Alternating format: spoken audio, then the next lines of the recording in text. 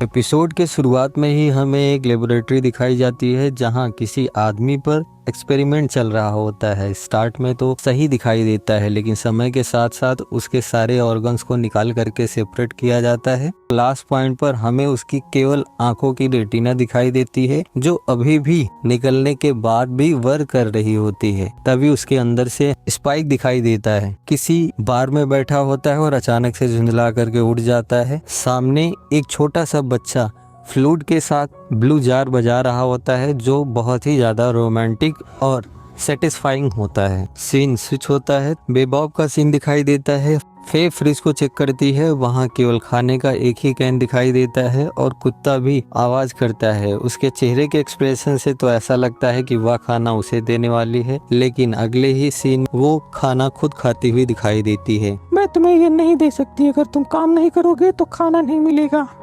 वैसे लड़कियों के लिए थोड़ा अलग होता है, लड़कियों को थोड़ा पैम्पर करने की जरूरत होती है, क्योंकि उन्हें रखना सबके बस की बात नहीं होती। और वो खाना खत्म करती है, उसका कैन वहीं फेंक कर आगे चली जाती है। जैसे सोफे पर बैठती है, उसे एक बाउंटी दिखाई देती है।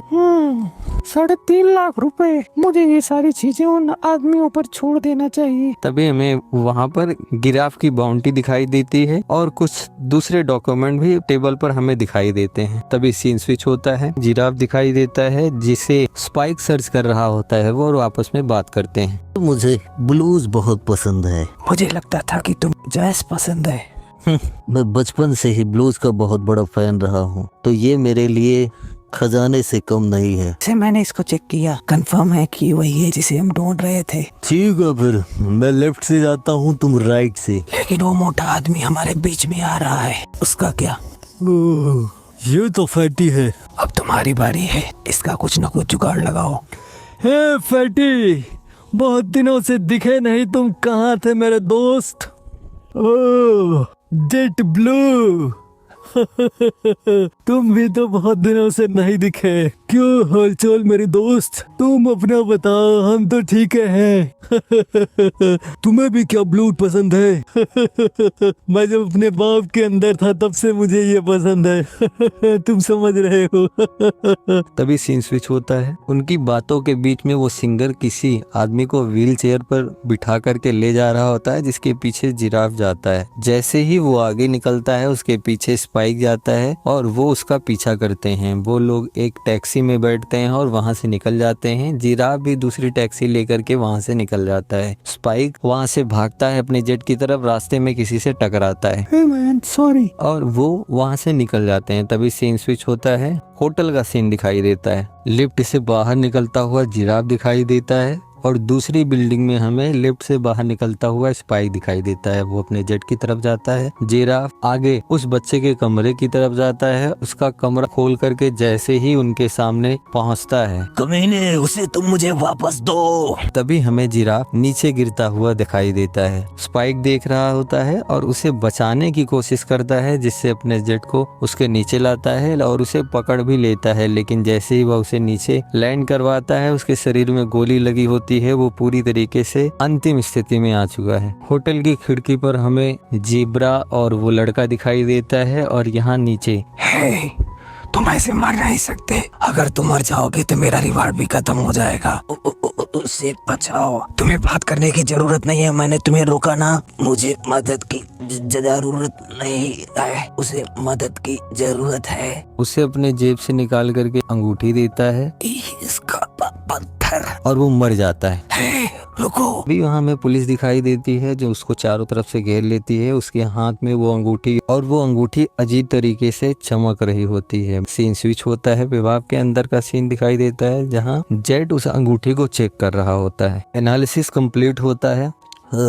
मैं ठीक से तो कर नहीं सकता, लेकिन इसकी जितनी भी जांच हुई है उससे कुछ खास समझ में आता। लेकिन हो सकता है ये किसी के लिए बहुत अच्छी और महंगी चीज हो।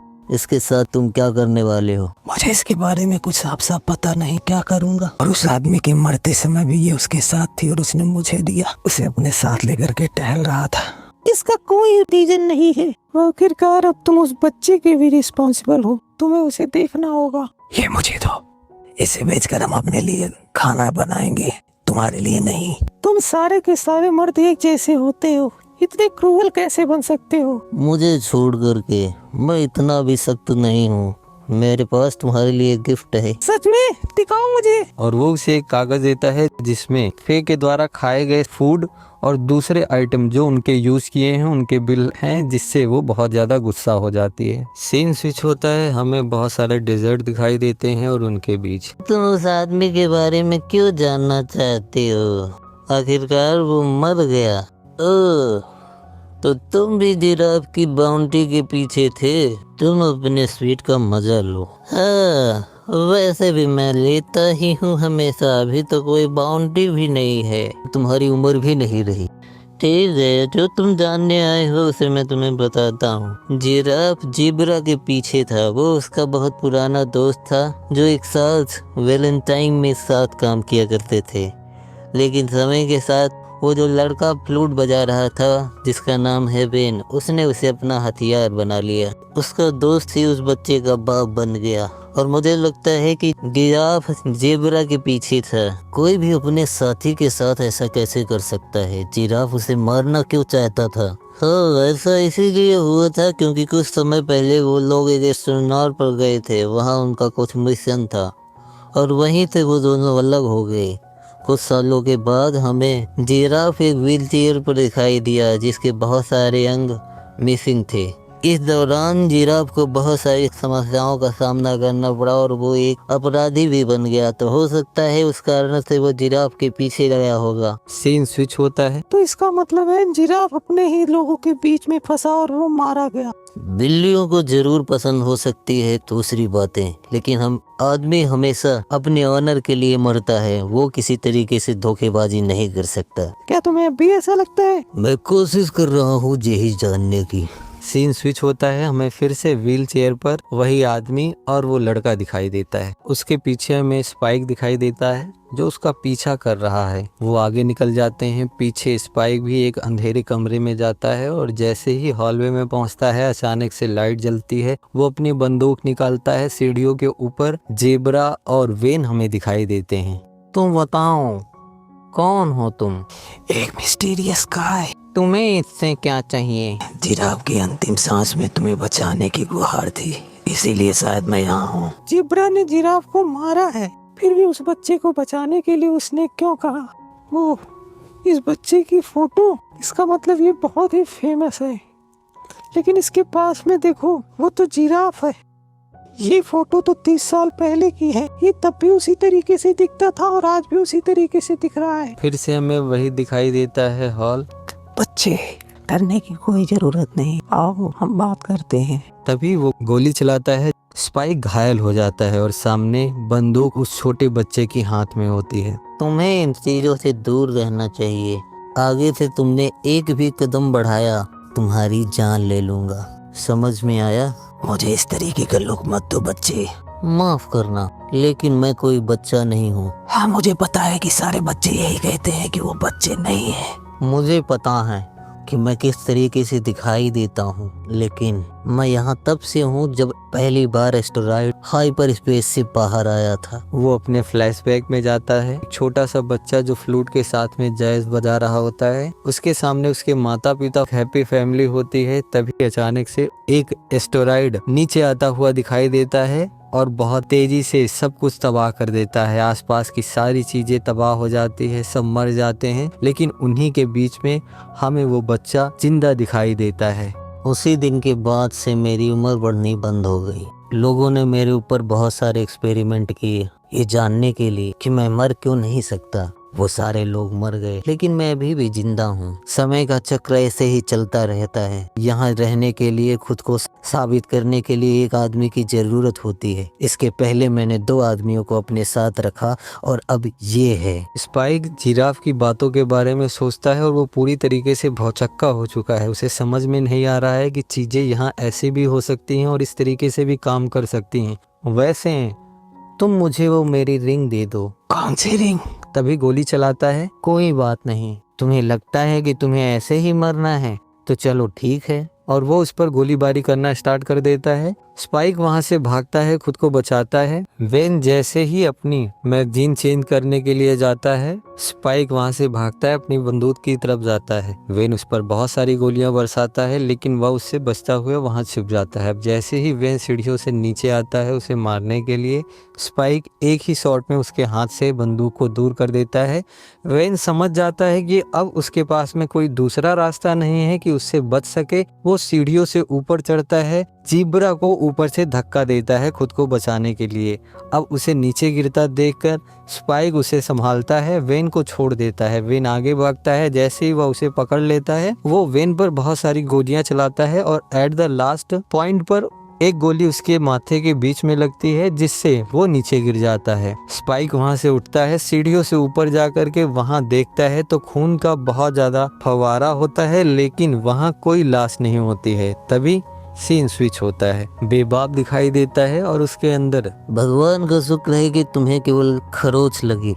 अगर वो गोली तुम्हारे सीने पर लगती तो हमारे पास पैसे भी नहीं थे कि मैं तुम्हारा फ्यूनरल कर सकूं। मुझे माफ करना प्लीज। तभी कुत्ता भौंकने लगता है। जेट वैलेंटाइन को उसे संभालने के लिए कहता है, लेकिन जब उसके पास जाती है तो वह आदमी रो रहा होता है, उसका शरीर काम नहीं करता है, जिससे स्पाइक उसके दिमाग को स्कैन करने की बात करता है। और वो लोग ऐसा ही करते हैं, सेटअप लगाते हैं दिमाग को स्कैन करने का, और वो उसकी यादों में झांकने की कोशिश करते हैं। फाइनली उसे जिराफ वाली याद मिल जाती है जहां उसको मारा गया था। सीन स्विच होता है, हमें वेन दिखाई देता है जो छत पर अकेले बैठकर उसी फ्लूट को बजा रहा होता है। बेबॉब पर फिर से इन सारी जानकारियों को अगर हम इकट्ठा करें तो हमें पता चलता है कि जब गेट खुला था और वो एस्टेरॉइड गिरा था तो उसने मास एनर्जी को कंज्यूम करके क्रिस्टल को बनाया, और ये अंगूठी भी उसी क्रिस्टल से बनी हुई है। और मजे की बात यह है, वेन के शरीर से निकलने वाली रेडियो एक्टिव एनर्जी भी इसी तरीके से है। इसका मतलब ये है कि हम इसका इस्तेमाल करके उसे खत्म कर सकते हैं। वो लोग उस चीज का हथियार बना लेते हैं, अपनी बुलेट में लगाते हैं, और जेट उसे समझाता है कि तुम्हें सब समझ में आ गया। स्पाइक भी मान जाता है और वो सारे सामान को इकट्ठा करके आगे बढ़ता है। कुछ भी हो सकता है वहाँ, ये बुलेट लगते ही वो एक्सप्लोड भी हो सकता है। मुझे उस पल का बिल्कुल इंतजार रहेगा और वो मजेदार भी होगा।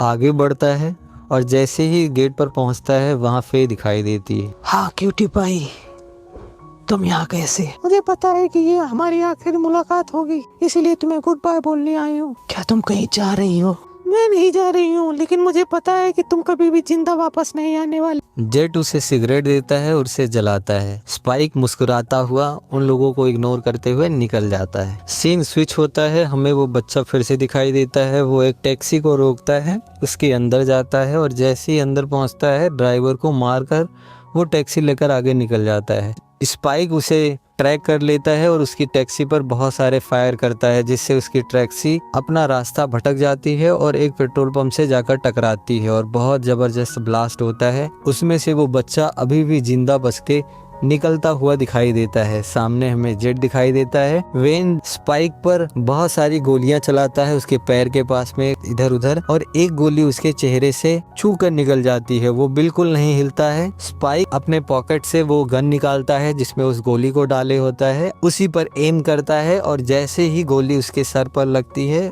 वेन पहले मुस्कुराता है, लेकिन धीरे धीरे उसकी एज ढलने लगती है और देखते ही देखते वो बुढ़ा होने लगता है और उसकी चमड़ी और बाकी हिस्से भी सिकुड़ने लगते हैं, जिससे वो बहुत दर्द में होता है। अंत में वो नीचे जमीन पर गिर जाता है। मुझे बहुत दर्द हो रहा है। शायद ये मेरा आखिरी दिन है, अब मैं भी मर सकता हूँ। क्या तुम्हें पता है इंसानियत क्या है? और यही कहते कहते वो मर जाता है। स्पाइक उसके फ्लूट को लेता हुआ दिखाई देता है और उसे बजाने की कोशिश करता है, लेकिन नहीं बजता। उसे ऊपर हवा में उड़ा देता है। वो काफी देर तक घूमती है। इसी के साथ आज का हमारा एपिसोड खत्म होता है। मिलते हैं कल नए एपिसोड के साथ, तब तक के लिए सी यू, बाय बाय।